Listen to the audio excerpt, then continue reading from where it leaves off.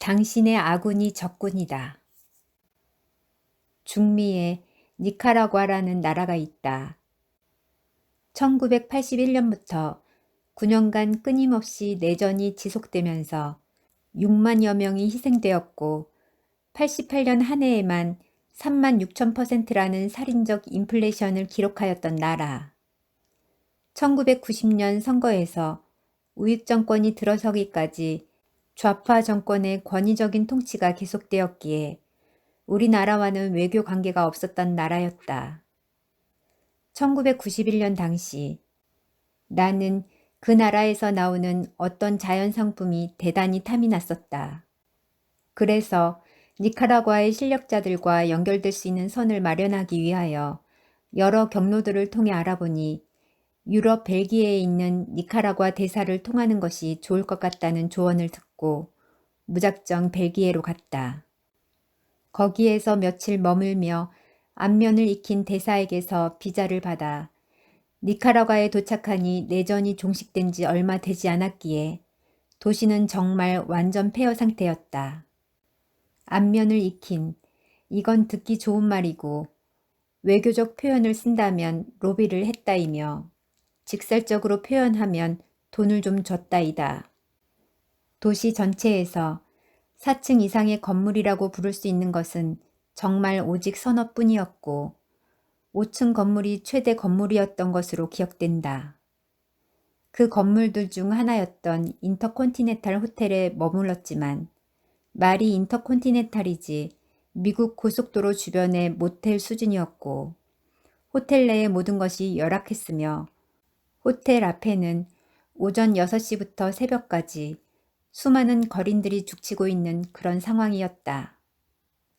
벨기에 주재 대사가 만남을 주선하여 준 사람은 군 고위 장성이었다. 그는 내게 여러 가지를 묻더니 느닷없이 당신은 한국에서 경쟁자가 많은가라는 질문을 던졌다. 그쪽 입장에서는 자기네 상품이 수출이 계속 잘 되려면 수입을 해간 나라에서 잘 팔려야 하므로 잘 팔 자신이 있느냐는 뜻에서 물은 것이었다. 내 대답은 경쟁자는 없다. 오직 죽여야 할 적군뿐이다 이었다. 그 장성은 내 말에 크게 웃었다. 그리고 이틀 후 나는 계약에 성공하였다. 나는 사업을 할 때 동종업계에 전혀 친구가 없었다. 나는 동종업계에 종사하는 모든 사람들을 단 한 번도 아군이라고 생각한 적도 없고 더군다나 친구가 되려고 한 적은 더더욱 없으며 단합을 꾀한 적도 없다. 내게는 모두 적군이었다. 때문에 내가 적과의 동침을 하려고 한다면 그것은 내게 비수가 숨겨 있을 때만 가능한 것이지 내게 독침이나 비수가 없다면 그 어떤 업계 사람하고도 동침을 하지 않는다. 그랬기 때문에 동종업계에서는 나를 아주 싫어하였지만 중상모략이나 비겁한 행동은 전혀 없다고 자부한다.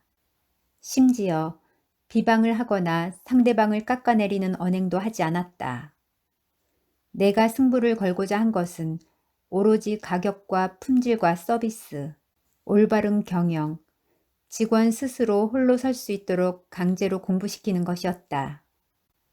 이것이 내게는 적을 죽이고 부상을 입힐 수 있는 지뢰였고 수류탄이었으며 날카로운 칼날이었으며 독침이었다. 이런 일도 있었다. 일본의 재벌기업 계열사의 제품을 독점 수입 판매하는 한국 회사가 있었다. 그런데 그 회사의 부장이었던 S가 회사를 그만두면서 따로 회사를 만들었고 독점 수입권도 낚아채갔다. 그 한국 회사의 사장은 나와 친분이 있었는데 그는 S의 행위에 대해 크게 분노하지도 않았고 삼풍백화점 붕괴 사고로 자식을 잃은 처지여서 모든 것을 허탈해야 하기만 했다. 몇 년 후에 나는 일본에 가서 그 일본 재벌 기업의 계열사 임원들을 만나 수입 가격의 보장을 약속하면서 이런 경우 나는 경쟁사에 대한 험담이나 비방은 하지 않으며 오로지 숫자로만 이야기한다. S가 갖고 있던 그 독점 수입권을 낚아챘고 그 수입권을 내가 관여하던 제2회사에게 넘겼다. 그 소식을 들은 S가 전화를 하였다. 내가 너를 언젠가는 죽이고야 말겠다고 말이다. 나는 이렇게 대꾸했다. 네가 모시던 사장에게서 거래선을 낚아챘던 것은 생각 안 하냐. 그리고 몇 년 후에 나는 거꾸로 제2회사 오너로부터 공격을 받으면서 커다란 어려움을 겪게 된다. 이게 사업의 세계이다. 먹고 먹히는 게임이다.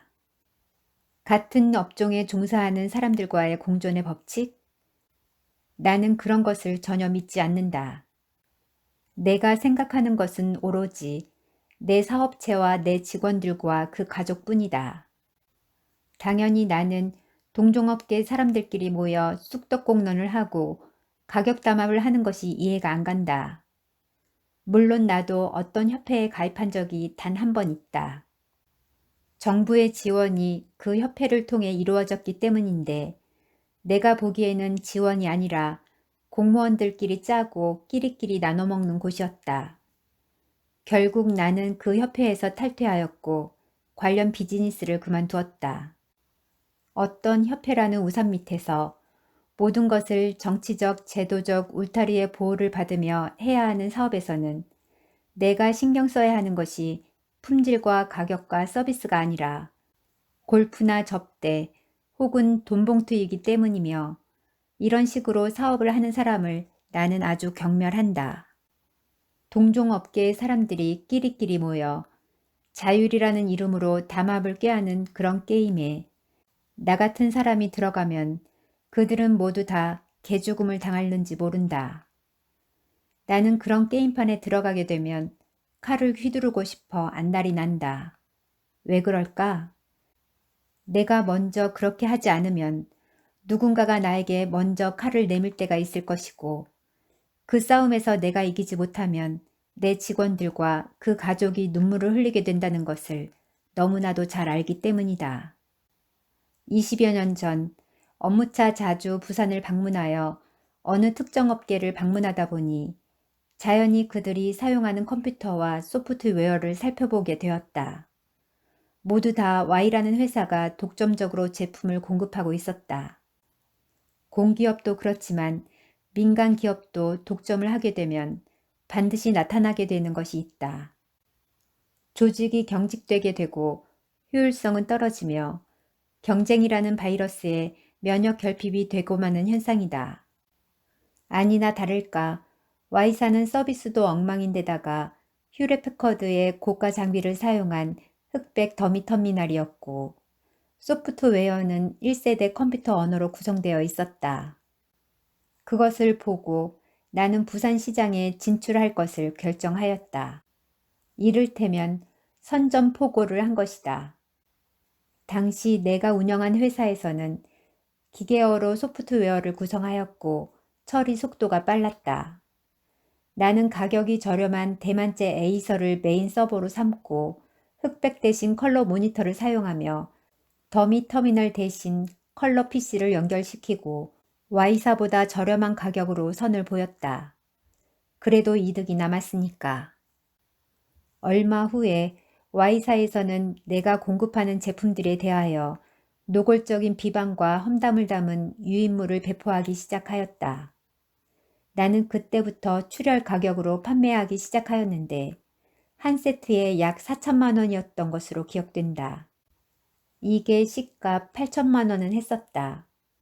나는 그 당시 직원들에게 이렇게 말하였다. 돈은 우리에게 더 많다. 상대방은 인원이 10명 정도밖에 안 되는 작은 회사이다. 내가 이렇게 가격을 치고 나가면 Y사는 1년도 못 버틴다. 우리를 터무니없이 비방한 것은 그네들이다. 1년이 아니라 몇 개월도 안 되어 Y사 사장이 찾아와 판매 가격을 협의하자고 하였다. 나는 물론 그 제안을 거부하였다. 최종 협상 결과는 Y사는 부산 시장을 더 이상 확장하지 않고 경기 지역에만 집중하며 대신 우리는 경기 지역에는 들어가지 않기로 했다. 말이 좋아 시장 분할이지 사실은 그 Y사를 부산에서 내쫓은 것이고 경기 지역은 별로 재미없는 시장이어서 들어갈 생각도 없었다. 하지만 몇 년 후 계속 마진율이 떨어지자 나는 그쪽 분야를 분사시킨 뒤 그 업무를 담당하던 담당 직원들은 매월 받는 유지 보수비로 충분히 먹고 살 수 있는 수준이었기에 그 직원들에게 그냥 넘겨주었고 그것으로 나는 컴퓨터 관련 사업에서는 그 이후 완전히 손을 떼게 된다.